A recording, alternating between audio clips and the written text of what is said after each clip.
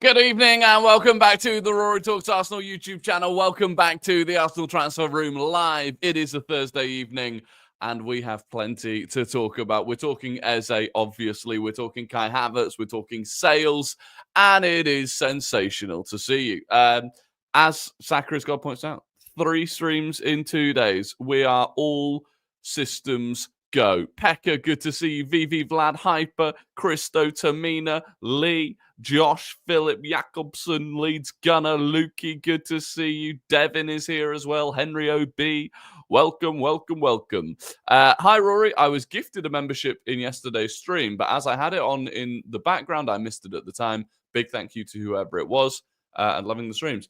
Excuse me.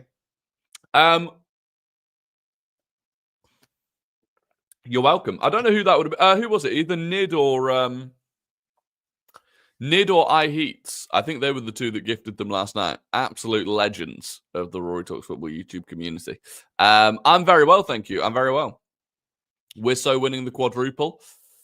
I mean, let's not get carried away. Esma, I appreciate that. Thank you very much. Eze's not playing today. No, Eze is not playing today, which is just hilarious because supposedly... excuse me. Hope I don't die on stream. Supposedly, the whole reason that Spurs didn't get the deal over the line was because Crystal Palace were waiting because they wanted Eze to play tonight, and now he's not going to play. So basically, that was just a load of nonsense. Sam, thank you very, very much for becoming a new member. Welcome to the Rory Talks Football YouTube membership community. Enjoy your red cannon and enjoy the emojis that you now have access to. I appreciate the support, honestly. All of the members, absolute legends. Louis, thank you very, very much for the 199. Should I get Eze on my away or third shirt? Oh, good question. I would maybe go away. I think a lot of people got Gyökeres on the back of the away shirt because of the deal that was on where you could get the printing for free when we launched it. So, I would maybe go back of that away shirt because it would just be less common. Whereas I think a lot of people will have got Eze on the third shirt if they were waiting to buy it. That's what I would say. Any updates on Havertz? Yeah, a little bit. Nothing like concrete, though. There you go, Sam, member for a month, starting a fund for an Eze away shirt. We will be there. That's the only shirt I've got left to buy. I've got the home shirt with nothing on the back. I've got the third shirt with Gyökeres 14 on the back. And I think it's only right I get the away shirt with Eze 10 on the back. Well, I assume Eze 10. I assume he will get number 10, right? There's no way we don't give him 10. It just makes too much sense. JMD, thank you very, very much for the £2. No message with it, just £2. I appreciate that very much. Eze, Ian Wright regen. Hopefully. Do you think he plays against Leeds? It's going to be to be allowed to play, we have to have registered him fully by midday tomorrow. Now, supposedly, I mean, I wonder if it changed because the plan was, as of yesterday, the plan was that he was going to play for Palace. Yeah, play for Palace tonight and then do the Arsenal medical tomorrow. But given that he's not playing for Palace tonight now, I do wonder if they were able to get the medical done today because obviously it would be... I just don't even know if they'd be able to do it in time if they were to do the medical tomorrow and then get the paperwork all done. So, yeah, it'll be interesting. Obviously, look, hopefully we don't need him against Leeds. Definitely, I think the plan is that he'll be presented at the Emirates on Saturday, which I'm absolutely buzzing for. The crowd, if they bring out Eze with an Arsenal 10 shirt on, it's going to be unbelievable. Whether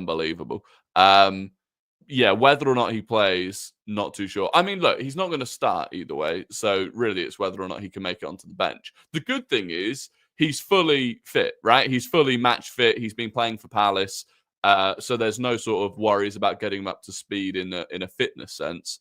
It's more just getting him up to speed in terms of understanding what he needs to do at Arsenal. Finesse, thank you very, very much for that 199. Are Arsenal at risk of breaching FFP rules now? No. We were never at risk. We were With PSR, Premier League stuff, we were never in any danger. There was supposedly a slight danger with UEFA. Could I actually care less? No, because like Chelsea, they just fined them, so it makes no actual difference if they're just going to fine you. Oh, you're going to fine the multi-billionaires' money. Who cares? So yeah, I don't think we've got any worries. Are you going to the game on Saturday? Absolutely. Yeah, on Saturday, we're going to be live on Big Up. Link to Big Up down in the description where we do all of our watch-alongs. We're going to be live on Big Up at 12:15 because the lunchtime kickoff is City versus Spurs. So we're going to be live for a watch-along of City v Spurs. And then I'll basically be going immediately from that to the Arsenal game. Which is exciting. We need to sell now. We do need to sell. Yeah, we do need to sell. Kivior, Reece Nelson. I mean, these are players, by the way. I'm looking at Palace going, if you're going to lose Gahey, Kivior is probably the best replacement you can get for a here and now, ready to go, comfortable playing as a left centre-back in a back three because he does it for Poland. He would be a player I think they should go for. As would Reece Nelson. Have you already got a ticket? Yeah, I got a ticket from the ballot. I actually won the ballot for the Leeds game. Haven't won any of the ballots since, but I did get it for that. So that was delightful. Josh, thank you very, very much for the $1.99. Everyone like and subscribe, road to 24K. Yeah, I haven't actually asked any of you yet. Please do click the like button. All of you, right? 496 of you. Every single one of you needs to click the like button. And if you're not already, please do subscribe. And if you're on TikTok, I do acknowledge you. Link in my bio takes you to the YouTube. That's where I'm reading the chat. If you just want to watch from afar, feel free to stay on TikTok. I do appreciate you. On my way to the Palace game for Eze farewell tonight, then going to the Emirates to watch Eze get presented on Saturday. You'll have to see it. Yeah, I do think they'll say goodbye to him tonight, which will be fun. Heart of Arsenal, thank you very, very much for the $2. We are not done yet. Well, are we done or are we not done? That is the question. Could we pull off one more, possibly, loan for one Rodrigo? I don't know. I'll tell you what, right, this actually wasn't in the list of things that I wrote down for today. Indy Kyler last night came out and said Saudi clubs are looking at Gabriel Martinelli for around 80 million. Now, I've said I'm not convinced Indy Kyler has Arsenal information, right? They linked us to Semenyo. That wasn't happening. They did, however, say that we were still in the room for Eze when everyone else was saying we were no longer in the room for Eze. Now, was the reality that actually everyone was correct and that we weren't in the room, but then suddenly we were back in the room? Or did Indy Kyler know something that even the top journalists didn't? Don't know the answer to that question. Either way, they are claiming Martinelli Saudi for 80 million. Would I do it? Yes. I love Martinelli. I love the journey that he had at Arsenal. I love the period where, he was such a key part of 22-23. Ultimately, I think we're at a point where we've moved beyond him. And I think the Eze signing alone tells you that. And I think if you're offered 80 million, you take it. Like, you just do. We need to raise funds at this point, We do need to claw back some of the money that we've spent this summer. And also, there's simply not enough room in the squad for all of these players. Even if you look at the weekend, right? On the bench, the 3 attacking players, 4 really, if you include Waneri as an attacker, but I think we include him now more as a midfielder. The 3 attacking subs were Trossard, Madueke, Kai Havertz. Well, Madueke and Kai Havertz aren't going anywhere. Trossard has just signed a new deal on more money, but realistically, if Eze comes in, surely he drops out. If not Martinelli started. And this is before you throw in that we've got Jesus coming back at some point, and you've got Max Dowman who's knocking on the door. So, there simply isn't space for all of these players. Now, you can have a couple of extras, right? You can have a couple of extra players because there's an assumption that at most times you're going to have injuries.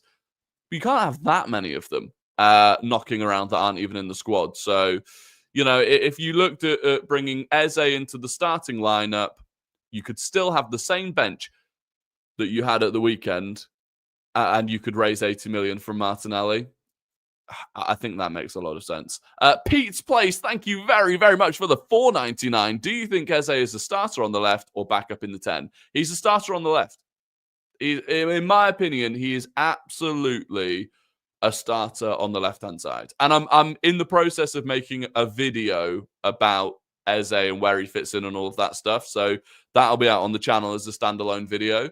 But yeah, I think he's going to start off the left-hand side. And I just don't think that role is going to be what we've seen from Martinelli in terms of being like a touchline winger. I think he's perfect for it. I saw as well today, someone from The Athletic, one of the Athletic guys, tweeted a touch map for Eze. One of the highest areas of touches that he has is on the left touchline. Like, I feel like people don't really appreciate that he does spend a lot of time wide left. It's just that he then moves more centrally with it rather than going down the touchline, which is great for us. I think I don't want to like recite the whole video I'm going to make, but I think if you've got Calafiori overlapping, which he's more than happy to do, you've got Victor Gyökeres drifting out to the left, which he actually enjoys doing. I think it frees up a player to move in more centrally. Why would he get a pay rise to be allowed to leave? Well, that's what I'm saying. That's why I don't think it's going to be Trossard. We've just given Trossard that pay rise that makes it more difficult to sell him. To me, that suggests we're not looking at selling him. Like, selling Martinelli just makes a huge amount of sense at this point, No way Martinelli is worth half of 90 million. Well, this is what I'm saying, right? 80 million is a huge amount of money for a player that's probably not worth it, to be truthful. And I couldn't imagine anyone outside of Saudi paying 80 mil. When's the Rory Talks Football YouTube account being made? Shortly. I've just been really busy. I've just been like, when I had the plan to do it, I wasn't that busy, and then last couple of weeks has been crazy. Obviously, with the football coming back. Richie, thank you very, very much for the $2.49. Would you have preferred Garnacho over Madueke? No. No, because now, if you think about it, especially now that we're bringing in Eze, no, Trossard's not on. Who's told you that Trossard is on 220 grand a week? I guarantee that's come from one of the traditional Arteta haters. Trossard is not on 220 grand a week. He's not gone from 90 grand a week to 220. Obviously. I think with bringing Eze in off the left-hand side now, it makes far more sense that you do actually have Madueke as Saka backup and a player that can play off the left. Garnacho as a player, I still think there is a player there for sure. I think he's got a high ceiling for sure. Can he hit that ceiling with the people that are around him? That's the biggest question mark for me. I'm not even convinced that Garnacho himself has a bad attitude, but the people around him have a terrible attitude, including his brother. And I'm just not sure that bringing all of that clown show to the club would be worth it. Heard Trossard's on 140. That would make far more sense. 130, 140 would make far more sense. We've not increased Trossard's wage by 150%. That would be more than we've given to like players like Gabriel that have signed new deals. So yeah, absolutely not. Mr. Big Piece, thank you very, very much for the $4.99. I said it before and I'll say it again. The Eze here we go wasn't enough. Right. I don't want to get banned from TikTok, so I don't actually know if I can say that. On the YouTube stream, you can see it on screen. You can see what he said. I appreciate the $4.99 though, Mr. Big Piece, and I hope you get what you want with that. That's crazy. Did you see Ornstein say that Eze wouldn't have come without Josh Kroenke's backing, who was in London at the time? Makes me like him a bit more. Yeah, there was a lot. We're actually going to get into the whole everything that happened yesterday because it was crazy. Lukey, thank you very, very much for the $9.99. Had to get in on the donations. My head is still on Mars. Berta has changed my life. Andre Berta has changed my life. Do you know what I love about the thing yesterday was that it's proven that he can do it like with Gyökeres. He was not going to be taken for a ride. He wasn't going to be made a fool of. And yet it took a long time to get it over the line.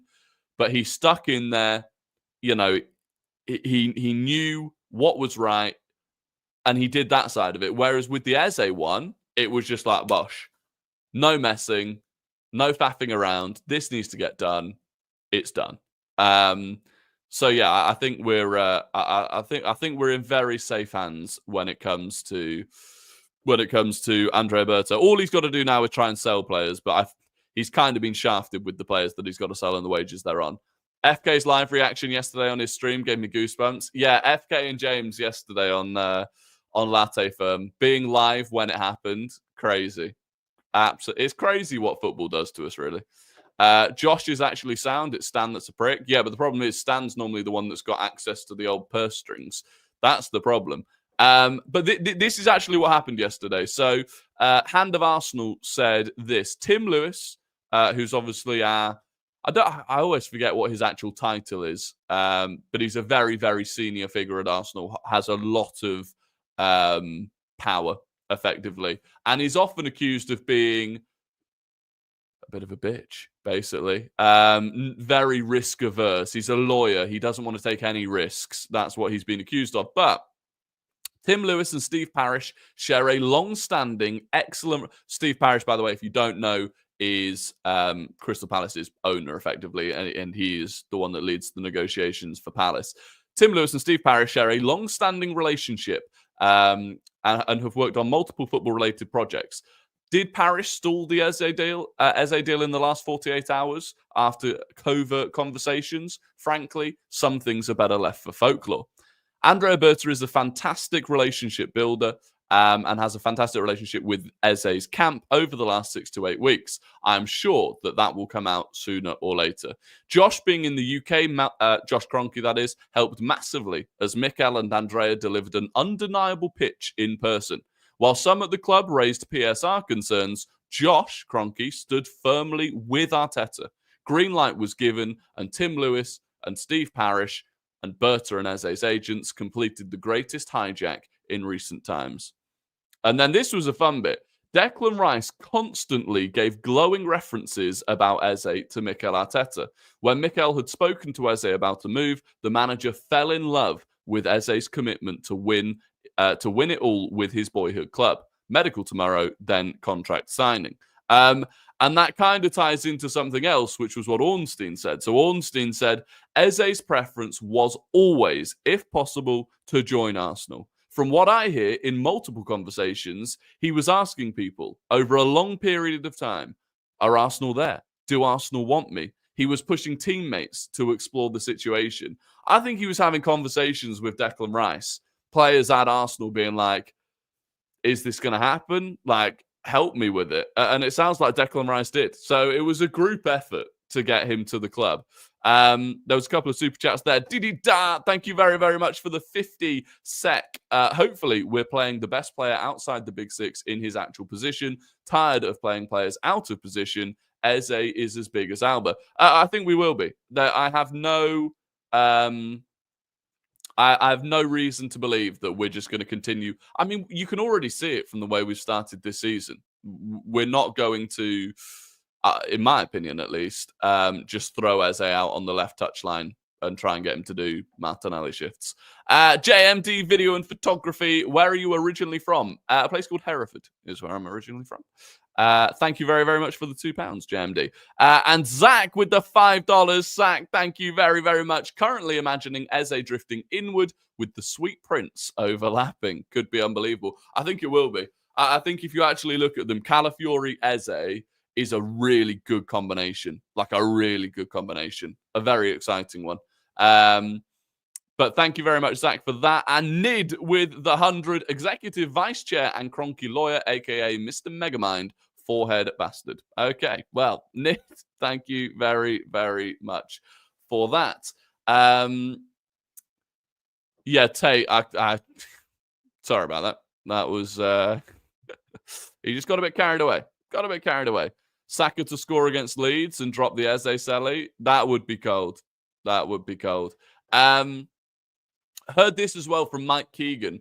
There was actually a lot from Mike Keegan that I've only taken a bit of it. So I'm sure you can find if you want to read the rest of it. But he said, when Arsenal executive Tim Lewis called Crystal Palace chairman Steve Parish late on Wednesday afternoon to tell him that his club would meet the asking price for Eze, he did so safe in the knowledge that with those words, the deal was effectively done. So basically, Tim Lewis rang up Steve Parish somewhere around 4 or 5 p.m. yesterday and said, Steve, we'll pay. And that was it. From that point, the deal was done. There was no coming back for Tottenham.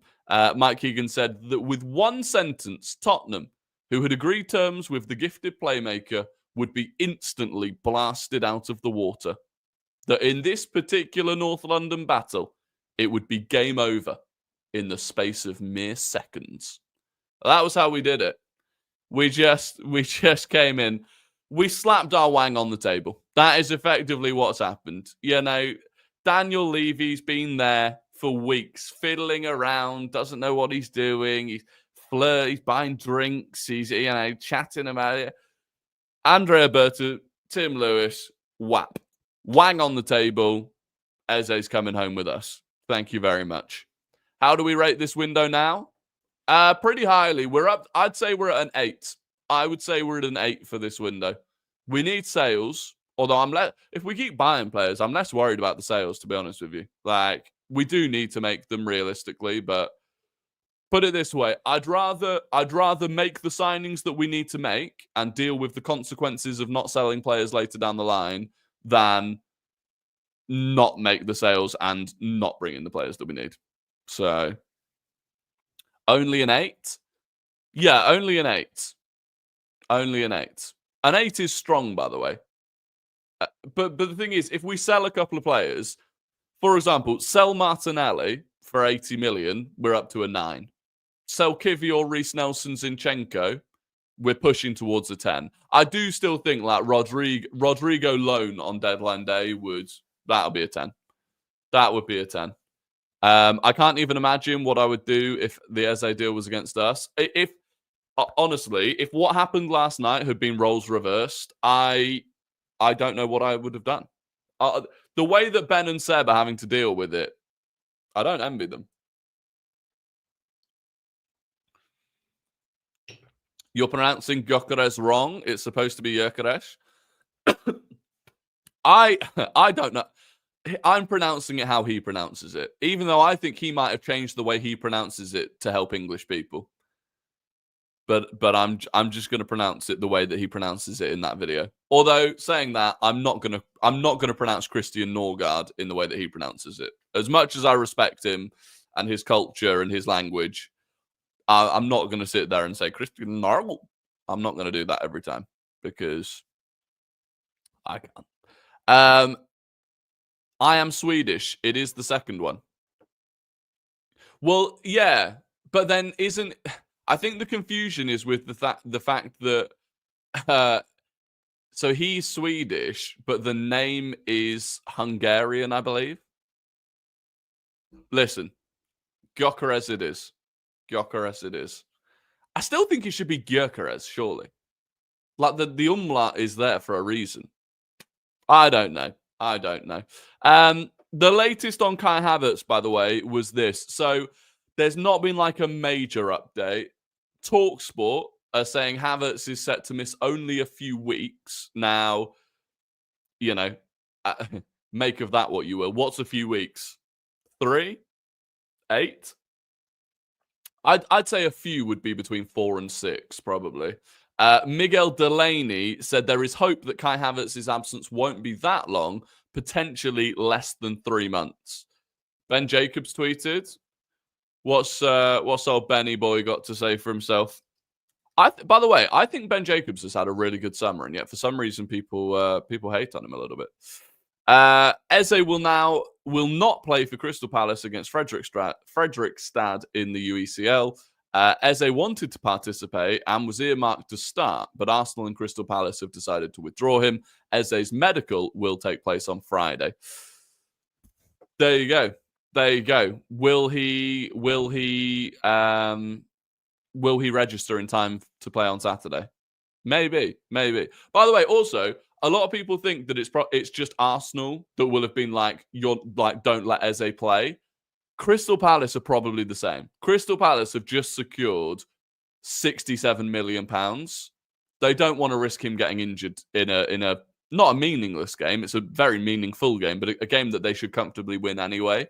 They don't want to risk him getting injured and suddenly losing out on 60 odd million. So there you go. Jordan, thank you very, very much for the £2. I live in Hereford. Do you miss it here?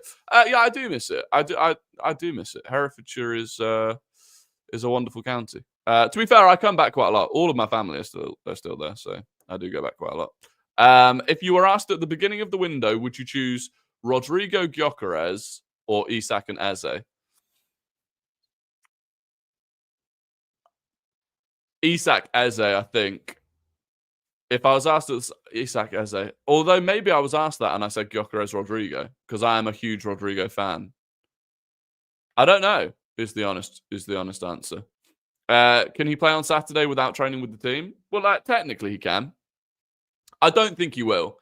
To be completely honest, I don't think he will. I think maybe if it was not Leeds, maybe if it was a game where we felt he could, having him there would genuinely give us a better chance of winning. Like Leeds, respectfully to Leeds United, because I thought they were excellent against Everton. It's a team we should be beating them with Saka, Gyökeres, Martinelli, Trossard, Madueke. What's Eze's fee again? They don't know for sure, but about 60 million plus 7.5 million in add-ons. I think that was what Ornstein said today. So yeah, basically what his release clause was. So there you go. Did you see how sad Rodrigo looked the other day? Yeah, I just don't understand what's going on with him. I saw a thing today that supposedly Spurs might look to get a loan deal for Rodrigo. Good luck, mate. We'll just come in and take that one as well. Literally just come in and take it from them. I do feel for Eze not getting to play in Europe for Palace. That would have cemented his Palace-goated legacy. Yeah, to an extent. But then it is only a qualifier against a terrible team. Apparently, Hand of Arsenal's just retweeted something. People are saying Hayne is going to. Okay, yeah, he's just retweeted a thing about Eze not playing. People are saying Hayne to Monaco. Wait, is this a here we go from Fabrizio? I thought he was going to Werder Bremen. Where's this coming from?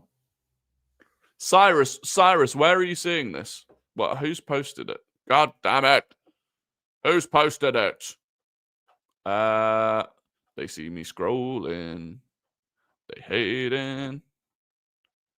Where are you seeing this? Carl Hayne. Yeah, Carl Hayne's unlucky, really. He really just got, like, swamped by the amount of... Where are you seeing this?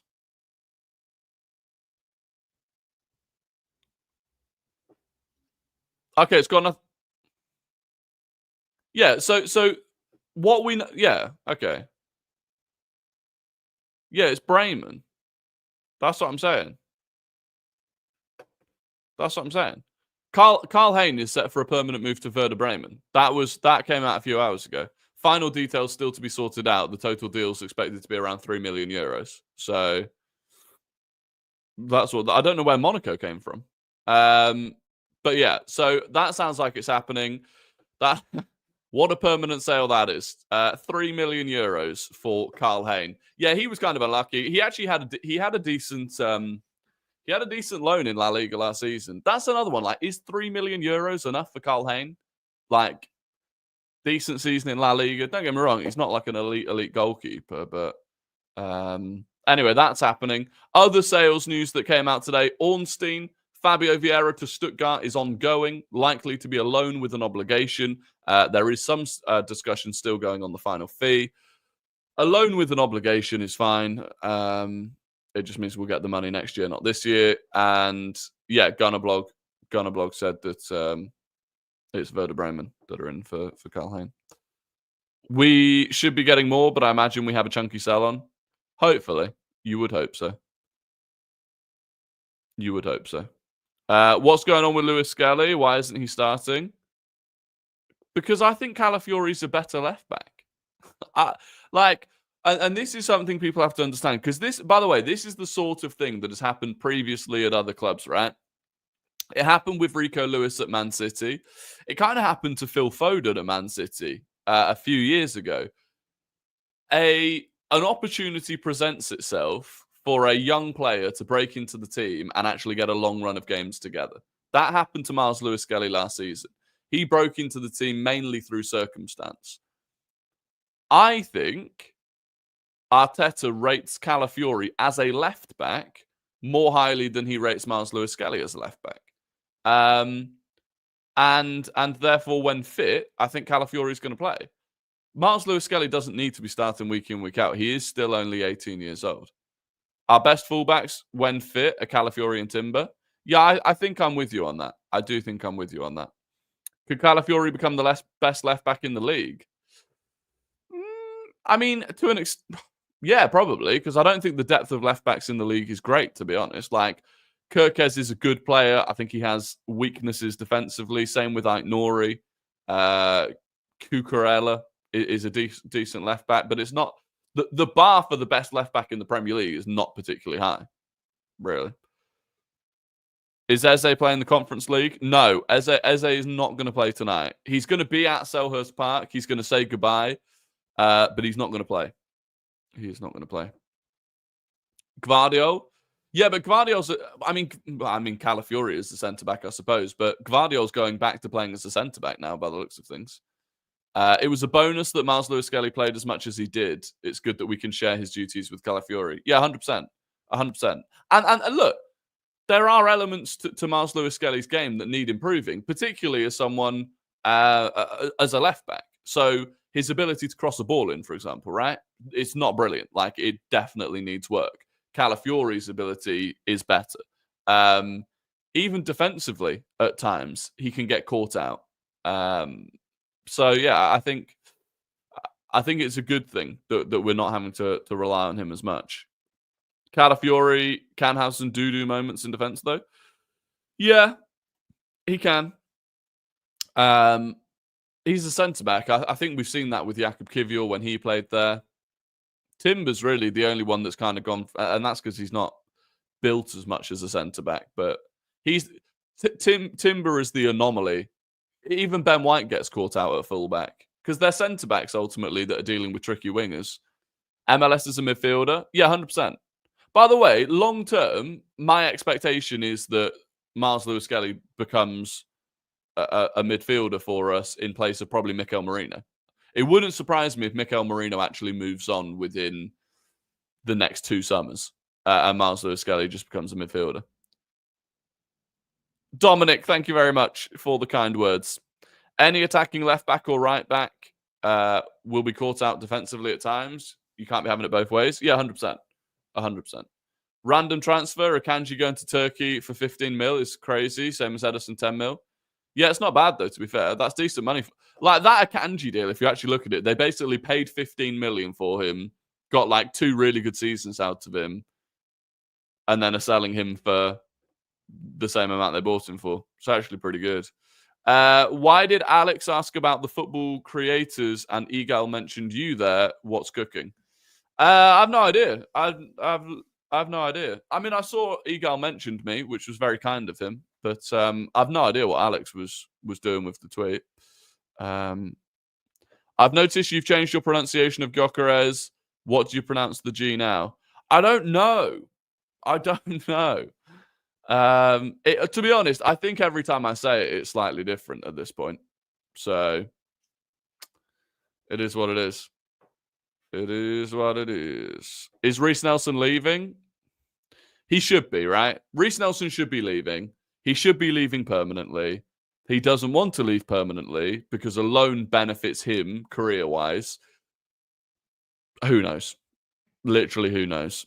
It's what we're struggling with all of the players. It's why Fabio Vieira looks like it's going to be a loan with an obligation. It's frustrating. Thoughts on Eze's age? He's 27. Great age.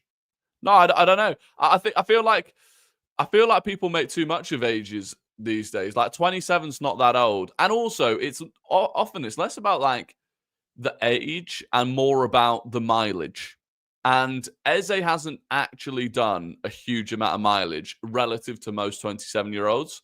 Part of that was because of the amount of time, of course, that he was out with that Achilles. But yeah, I don't think we should be worrying about his age. Born in June, though. I can't remember. I don't know I don't know what his birthday was. To be fair, when does he turn 28? Eberechi Eze. Yeah, so he only just turned 27 as well. He turned 27 in June. So yeah, like if we'd signed him before the 29th of June, we'd have been signing a 26-year-old. So that is actually how birthdays work. So there you go. I don't think it's a problem. Debut against Liverpool could be. By the way, if you've not already seen it, Jeremy Frimpong is out of the Arsenal game. Arne Slot said today that he is out until after the international break. So no Jeremy Frimpong. Joe Gomez has missed every day of training since their game against Bournemouth, although it's expected he'll be fit. And Connor Bradley had his first training session in like 3 or 4 weeks today. So they are a little bit vulnerable potentially at right back. Did you see Eze's tweets from when he was younger? Yeah, I did. He's just an Arsenal fan. He's one of us. Like, he's literally one of us. He's an Arsenal fan. Fabrizio just announced that Eze isn't playing tonight. Yeah, Fabrizio's playing catch-up. Hand of Arsenal tweeted that ages ago. Fabrizio's just playing catch-up. Long-time viewer, love what you do. Brilliant and entertaining. Thank you very, very much for the kind words. I appreciate that. His Lamar tweet is brilliant. His Lamar tweet was basically all of us. Like, I just remember thinking I wouldn't act like I was in the mindset at the time of just like, I don't care. Just like if obviously Lamar was far more highly regarded at that point, and I was just like, do it, whatever.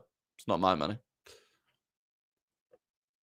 It's crazy people saying 27 is too old or whatever, but when we sign an early 20s and it's lacking experience, but sign a 37-year-old, then it's yeah. I mean, I find the whole 27-year-old thing like ridiculous, based on the fact that Mohamed Salah is 33 years old. Mohamed Salah will turn 34 before Eze turns 28. Those last 6 years of Salah have been absolutely phenomenal. No one's talking about Salah's age being a problem. So the Sun first tweeted that Eze isn't playing tonight. Well, there you go. Yeah, I did actually see that. I can't remember what the name of the journalist was. 27-years old is peak age. Yeah, exactly. It is peak age. And it's the same age as Victor Gyökeres. And it's the same age as like a lot of our squad now are in peak age. This is why there is a window, right? There is a window for winning things, and we are in that window. And there will, depending on how we're run and how smart we are, there will be a point in 3-4 years' time where this squad has aged out. And if we've not built properly, we could be back in trouble again. So we are in the window now of needing to win things with the players that we've got in their prime. Yeah, Zubamendi as well.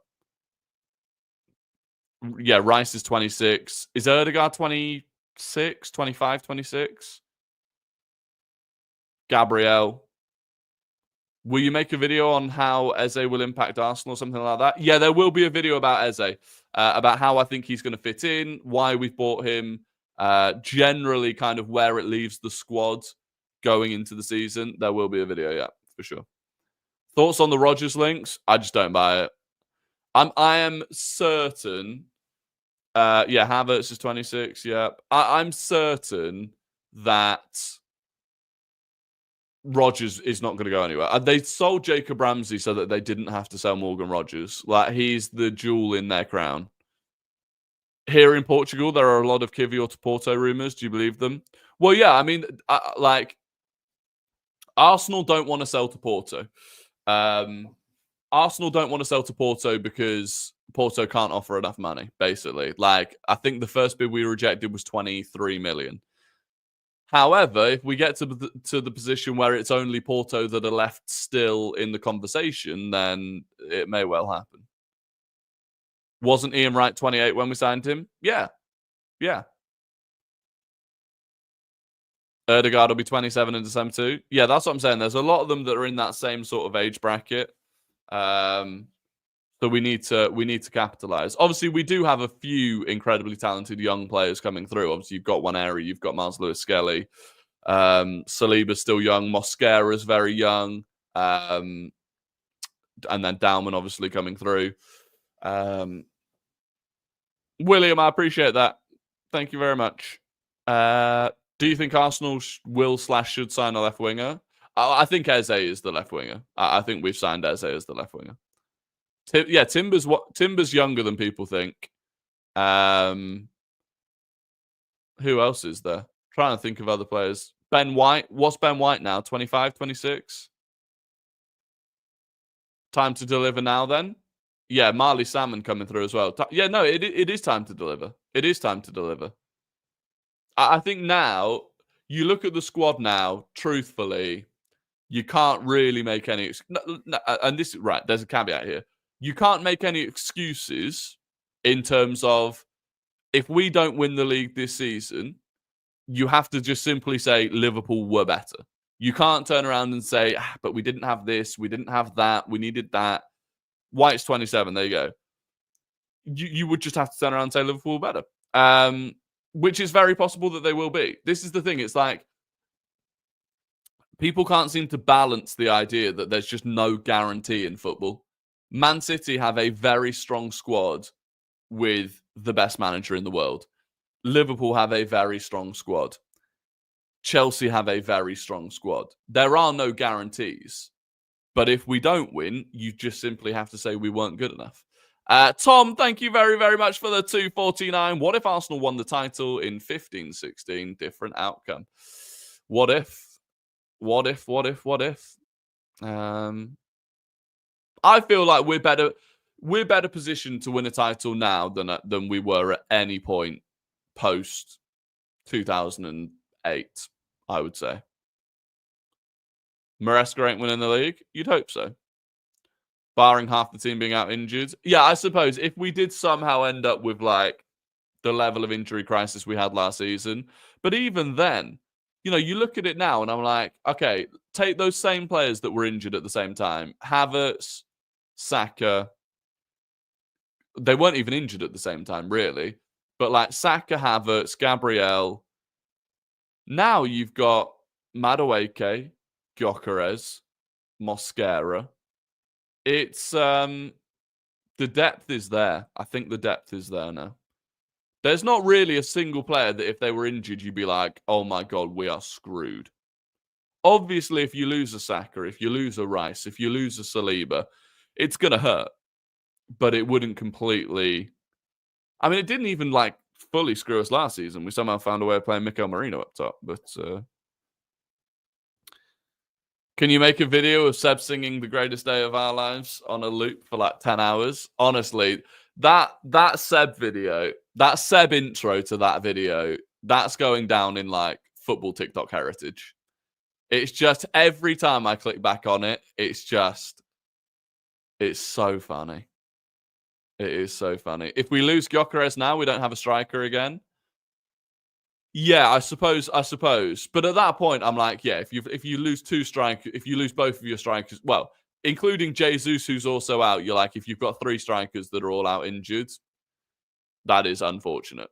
What would you do in that situation? Eze false nine? Genuinely, I think would be the best option. I'd rather Eze false nine than go back to Merino up top. Fear not, we have Merino. Not again. Not again. Anyway, look, that is going to be the end of the stream, apart from the quiz question that we will have. I hope you enjoy your evening. I appreciate you watching. If you could like and subscribe before you jump off, I would be massively grateful. For those that are hanging around for the quiz question, though, get your fingers on your keyboards. This is an easy question. It should be an easy question, I believe. Who are you supporting between Spurs and City? Draw. I think a draw would be most ideal between City and Spurs, to be honest with you. Right, the question is this. Who was Arsenal's top scorer in all competitions in 2013-14? So in the 13-14 season, who was Arsenal's top scorer in all competitions?